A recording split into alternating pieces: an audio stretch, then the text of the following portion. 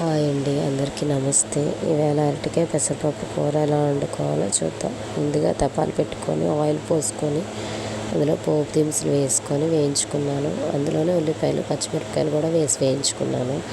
అవి వేగాక అరటికాయ ముక్కలు వేసుకుంటున్నాను.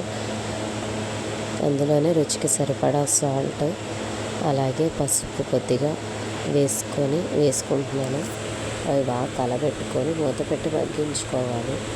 ఇవన్నీ మగ్గిపోయాయి. అందులోనే ముందుగా నానబెట్టుకున్న పెసరపప్పు వేసి మూత పెట్టి మగ్గించుకుంటున్నాను.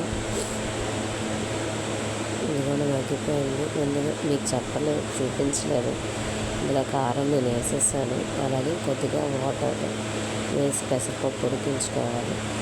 ఈ పొయ్యి మీరు ఎప్పుడైనా ఈ పొయ్యి మీద వండినా కామెంట్ చేయండి. పెసరపప్పు ఉడికిపోయింది. అందులోనే టమాటా ముక్కలు కూడా వేయించుకొని మూత పెట్టి ఉడికించుకోవాలి. ఇదిగోండి అయిపోయింది అరటికాయ పెసరపప్పు కూర.